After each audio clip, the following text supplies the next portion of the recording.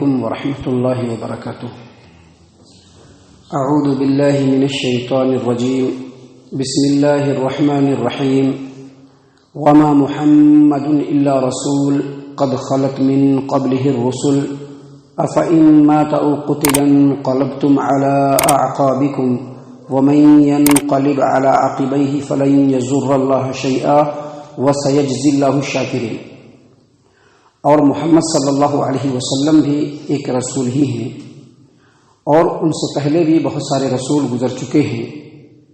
بس اگر محمد صلی اللہ علیہ وسلم مر جائیں یا قتل کر دیے جائیں تو کیا تم اپنے ایڑیوں کے بل پھر جاؤ گے؟ اور جو آدمی اپنے ایڑیوں کے بل اسلام سے پھر جائے تو وہ اللہ تبارک و تعالیٰ کا کچھ بھی نقصان نہیں پہنچا سکتا، اور عنقریب اللہ تبارک و تعالی شکر گزار لوگوں کو بدلے سے نوازے گا۔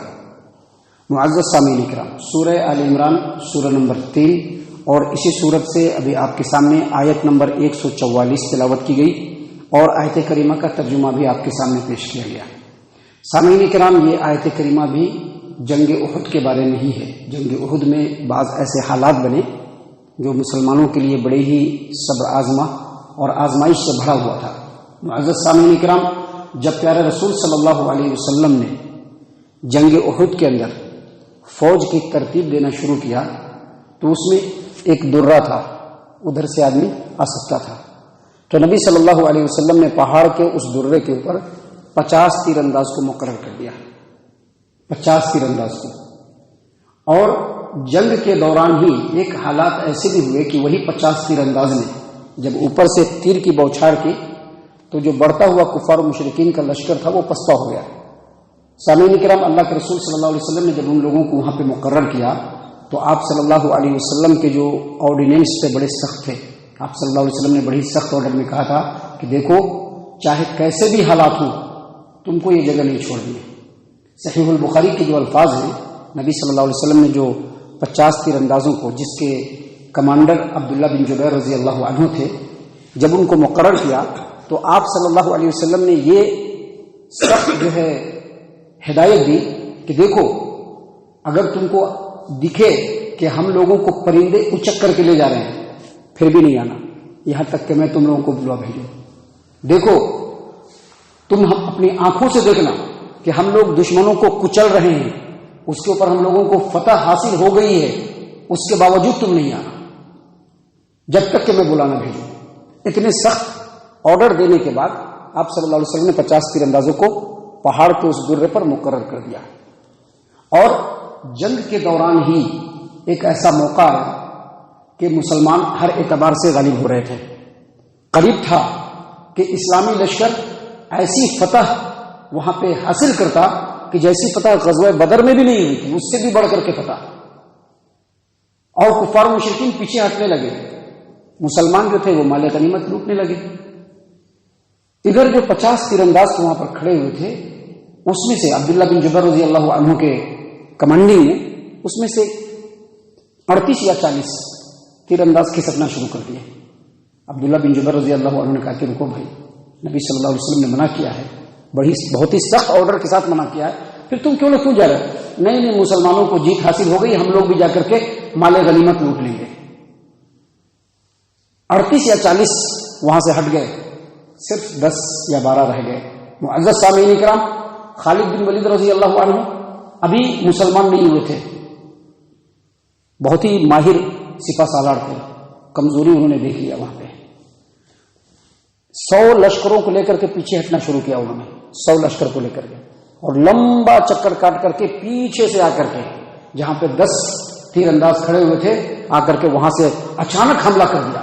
اور اچانک حملہ کرنے کی وجہ سے یہ جو سوار تھے، جو تیر انداز تھے، ان لوگوں نے اپنی طرف سے پوری لڑائی کی، لیکن سب کے سب شہید ہو گئے۔ ادھر سے اب یہ مسلمان جو یہاں پر لڑ رہے تھے، یہ تو پیچھے سے بالکل محفوظ تھے کہ پیچھے سے تو کچھ ہونے والا نہیں ہے، 50 تیر اندازوں کو نبی صلی اللہ علیہ وسلم نے مقرر کر دیا ہے، بالکل پیچھے سے قاتل تھے۔ ادھر جو تھے کفار و مشرکین پیچھے ہٹ رہے تھے، اچانک پیچھے سے حملہ ہوا، اور سامنے والے نے دیکھا کہ پیچھے سے ہمارے لوگوں نے حملہ کیا ہے، دونوں طرف سے آ کر کے مسلمانوں کو گھیر لیا۔ یہیں سے جو ہے بالکل کھیل پلٹ گیا، اور بہت سارے مسلمان شہید ہو گئے، اور اسی درمیان میں نبی صلی اللہ علیہ وسلم کے چہرے مبارک پر ایک بڑا پتھر آ کر کے پڑا، جس کی وجہ سے آپ کے دانت بھی ٹوٹ گئے، سخت زخم آئی اور آپ صلی اللہ علیہ وسلم وہیں پر بے ہوش ہو کر کے گر گئے. تو ابن ابی قمیہ نام کا ایک آدمی لوگوں میں جا کر کے افواہ پھیلانا شروع کر دیا کہ محمد صلی اللہ علیہ وسلم قتل کر دیے گئے، محمد صلی اللہ علیہ وسلم مار دیے گئے، وہ ختم ہو گئے. جب یہ افواہ لوگوں میں پھیلی مسلمانوں کے اوسان فتح ہو گئے. بہت سارے مسلمان تلوار کو پھینک دیا، ہتھیار کو پھینک دیا اور ہاتھ پر ہاتھ دھر کر کے سر پر ہاتھ رکھ کر کے بیٹھ گئے کہ اب کیا لڑنے سے کیا فائدہ. کچھ ایسے کمزور دل مسلمان بھی تھے، کمزور ایمان والے، جنہوں نے اپنے دل میں یہ خیال کر لیا کہ کفار و مشرکین کے جو سردار ہیں ابو سفیان، ان کے پاس جا کر کے ہم امان طلب کر لیں گے. اور کچھ لوگوں نے یہ سوچنا شروع کر دیا کہ ایسا ہے کہ اب ہم لوگ تو نبی صلی اللہ علیہ وسلم تو اب رہے نہیں، ہم اپنے دین میں داخل ہو جائیں گے. اور یہی وہ وقت تھا کہ منافقین نے یہ بھی کہنا شروع کیا کہ دیکھو اگر محمد صلی اللہ علیہ وسلم اللہ کے رسول ہوتے تو مارے نہیں جاتے تھے. لیکن اللہ تبارک و تعالیٰ نے قرآن کریم میں بیان فرما دیا ہے کہ اس سے پہلے بھی بہت سارے انبیاء مارے گئے ہیں. تو انس بن نضر جو انس بن مالک رضی اللہ عنہ کے چچا ہیں، انہوں نے لوگوں سے کہا کہ دیکھو اللہ کے رسول صلی اللہ علیہ وسلم تو رہے نہیں، وہ تو شہید کر دیے گئے، اور جس بات پر انہوں نے جان دی ہے اب تمہارا بھی جی کر کے کوئی فائدہ نہیں ہے. جس بات پر انہوں نے جان دی ہے تم بھی اسی بات پر جان دو. اور تلوار کو اٹھایا اور کفار و مشرکین کے نرغے میں گھس گئے اور گھس کر کے ساروں کو کٹنا شروع کیا اور یہاں تک کہ وہ خود بھی شہید ہو گئے. معزز سامعین کرام، اسی دوران میں پیارے رسول صلی اللہ علیہ وسلم کو ہوش آ گیا. آپ صلی اللہ علیہ وسلم نے جب یہ حالت دیکھی، آپ صلی اللہ علیہ وسلم نے پکار کر کے کہا الی عباد اللہ انا رسول اللہ، اللہ کے بندو دیکھو میں اللہ کا رسول ہوں، آؤ آؤ میں اللہ کا رسول ہوں. سارے کے سارے مسلمان جڑنا شروع ہو گئے. اور اسی دوران میں جب کفار و مشرکین نے زور سے حملہ کرنا شروع کیا تو سیدنا سعد بن ابی وقاص رضی اللہ عنہ اور سیدنا طلحہ بن عبید اللہ رضی اللہ عنہ نے انتہائی جانبازی کا ثبوت دیتے ہوئے آپ صلی اللہ علیہ وسلم کو مکمل طور پہ محفوظ رکھا. سامعین کرام، یہی وہ گھڑی تھی جب اللہ تبارک و تعالیٰ نے یہ آیت کریمہ نازل فرمائی. کیا اللہ تبارک و تعالیٰ نے فرمایا وما محمد الا رسول، مسلمانوں محمد صلی اللہ علیہ وسلم بھی اللہ کے رسول ہی ہیں، اور ان سے پہلے بھی بہت سارے رسول گزر چکے ہیں. قد خلق من قبلہ الرسل، ان سے پہلے بھی بہت سارے رسول گزر چکے ہیں. افا ان ماتا، اگر محمد صلی اللہ علیہ وسلم مر گئے، او قتلا، یا پھر وہ قتل کر دیے گئے، اللہ تبارک و تعالیٰ فرماتے ہیں کہ انقلبتم علی اعقابکم، تو کیا تم اسلام سے پھر جاؤ گے؟ اگر وہ مر گئے یا قتل کر دیے گئے تو کیا تم اسلام سے پھر جاؤ گے؟ اور پھر اللہ تبارک و تعالیٰ نے فرمایا وَمَن يَنْقَلِبْ عَلَىٰ عَقِبَيْهِ فَلَن يَضُرَّ اللَّهَ شَيْئًا، اور جو آدمی اسلام سے پھرتا ہے وہ اللہ کا کچھ نہیں بگاڑ سکتا ہے.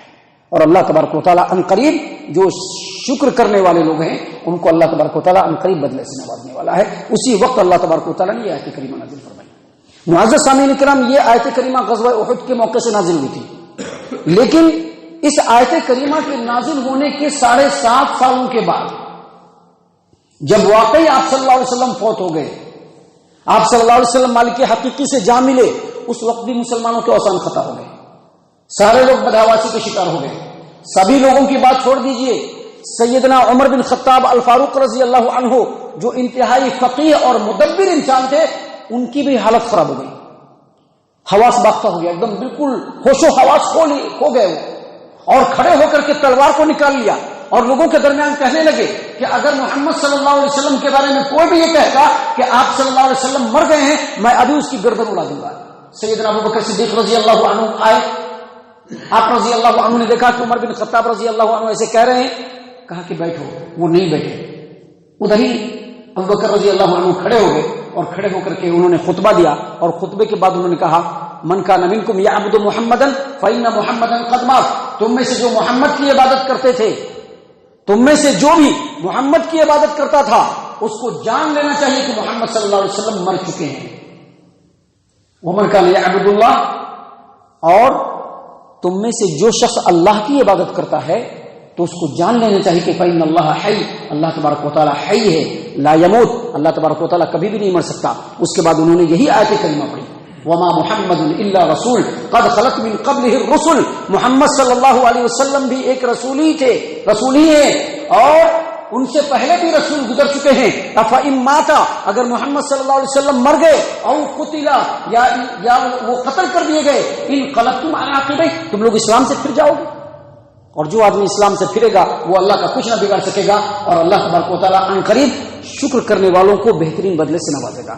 معزز سامعین کرام، جب یہ آیت کریمہ سیدنا ابو بکر صدیق رضی اللہ عنہ نے پڑھی تو عبداللہ بن عباس رضی اللہ عنہما کہتے ہیں کہ ہم لوگوں کو ایسا معلوم ہوا کہ یہ آیت کریمہ ابھی نازل ہوئی ہے، حالانکہ یہ آیت کریمہ 7.5 سال پہلے نازل ہو چکی ہے.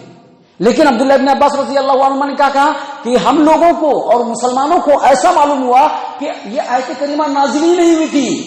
ابو بکر نے جب پڑھا تو لوگوں نے ان سے سیکھا، اور خود عمر بن خطاب رضی اللہ عنہ کہتے ہیں کہ جب میں نے ابو بکر رضی اللہ عنہ کے زبان سے یہ آیت کریمہ سنی تو مجھ کو پتا چلا کہ اللہ تبارک و تعالیٰ نے قرآن کریم میں یہ آیت نازل فرمائی ہے. اور اس وقت مجھ کو محسوس ہوا کہ واقعی اللہ کے رسول صلی اللہ علیہ وسلم وفات پا گئے. اور اسی وقت میں سہم گیا اور میرا پیر اتنا بھاری ہو گیا کہ مجھ کو کھڑا ہونا مشکل ہو گیا اور میں بیٹھ گیا. معزز سامعین کرام، یہاں پر یہ واقعہ بتلانے کی وجہ یہ ہے کہ مفسرین نے اس واقعے کو بیان کیا ہے، اور دوسری وجہ یہ ہے کہ آپ ذرا غور کریں کہ یہ جو آیت کریمہ ہے نبی صلی اللہ علیہ وسلم کی وفات سے 7.5 سال پہلے نازل ہو گئی، اور جب 7.5 سال کے بعد اب صلی اللہ علیہ وسلم کی وفات ہوئی اور ابو بکر صدیق رضی اللہ عنہ نے جب مسلمانوں کے سامنے یہ آیت کریمہ پڑھی تو سارے لوگوں نے ایسا لگا کہ ان سے سیکھ کر کے پڑھ رہے ہیں سارے لوگ. اس سے کیا سمجھ میں آتا ہے؟ اس سے یہ سمجھ میں آتا ہے کہ آیت کریمہ رہتی ہے، حدیث بھی ہوتا ہے، لیکن شرح صدر نہیں ہوتا ہے. جب تک شرح صدر نہیں ہوگا، جب تک دین کی سمجھ نہیں ہوگی، کسی آیت کریمہ کے معنی اور مفہوم کو صحیح طریقے سے سمجھ کر کے ہم اس پر عمل نہیں کر سکتے. اور یہ اللہ کی طرف سے ہوتا ہے. اسی لیے اللہ تبارک و تعالیٰ سے ہمیشہ مانگنا چاہیے کہ اللہ تبارک و تعالیٰ دین کی سمجھ عطا فرمائے. اللہ جو حق دین ہے اس کی سمجھ عطا فرمائے. قرآن کی آیت کریمہ موجود ہے، صحابہ کرام اور عمر رضی اللہ عنہ نے اس کو کئی بار پڑھا ہوگا، لیکن اس کے باوجود جب ابو بکر نے پڑھا تو سب لوگوں کو پتا چلا کہ یہ آیت کریمہ ہے. اسی کو کہتے ہیں تعبیر، جو اللہ کی طرف سے ملتی ہے. اور اللہ سے مانگنا چاہیے کہ اللہ ہدایت دے، اللہ دین میں سمجھ دے، اللہ جو اصل معنی اور مفہوم ہے وہ ہم کے سمجھ میں آئے، تاکہ اللہ آپ کی رضامندی کے مطابق ہم عمل کر سکیں. محترم سامعین کرام، اس آیت کریمہ پر آپ دوسری مرتبہ غور کریں گے، اور ابو بکر صدیق رضی اللہ عنہ کے بیان کے اوپر آپ دوسری مرتبہ غور کریں گے تو آپ دیکھیے کہ آیت کریمہ میں بھی محمد صلی اللہ علیہ وسلم کے بارے میں کیا کہا گیا ہے؟ افإن مات، اگر وہ مر گئے. اور ابو بکر صدیق رضی اللہ عنہ نے کیا کہا کہ جو آدمی محمد کی عبادت کرتا ہے اس کو سمجھ لینا چاہیے کہ محمد مر چکے ہیں. اس کا مطلب کیا ہے کہ محمد بھی انسان ہے اور وہ بھی مرے ہیں. اس سے یہ پتا چلا کہ بہت سارے لوگ جو کہتے ہیں کہ نہیں پردہ فرما گئے ہیں، نہیں وصال پا گئے ہیں، یہ ساری باتیں قرآن اور حدیث کے خلاف باتیں ہیں، جو شرک و بدعت کو کھولنے والی باتیں ہیں. لہذا محمد صلی اللہ علیہ وسلم کے لیے اللہ تبارک و تعالیٰ نے قرآن کریم میں کئی مقام پہ موت کا لفظ کہا ہے، اور خود صحابہ کرام نے بھی کہا ہے. لہذا ہمیں بھی یہ سمجھنا چاہیے کہ محمد صلی اللہ علیہ وسلم اللہ کے بندے، اللہ کے رسول تھے، ہیں، اور اللہ تبارک و تعالیٰ نے ان کو موت دے دیا ہے جو ان کی طبعی موت تھی، جو قدرتی موت تھی، اللہ تبارک و تعالیٰ کی طرف سے ان کو مل چکی ہے. اللہ تعالیٰ سے دعا ہے کہ اللہ تعالیٰ ہم تمام کو ان باتوں کے اوپر خوب غور و فکر اور تدبر کرنے کی توفیق عنایت فرمائے. آمین. اللہ تعالیٰ ہم تمام کو صحیح معنوں میں پکا سچا مومن مسلمان بنائے. اللہ اور اس کے رسول صلی اللہ علیہ وسلم کی اطاعت و فرما برداری کرنے والا بنائے. صحابہ کرام رضی اللہ عنہم کے طریقے پر چلنے والا بنائے. جنت الفردوس میں جگہ عطا فرمائے. اے اللہ ہم تمام کو جہنم سے پناہ دے. اے رب العالمین ہم تمام کو جہنم سے پناہ دے. اے مالک الملک ہم تمام کو جہنم سے پناہ دے. آمین یا رب العالمین. وما علینا الا البلاغ.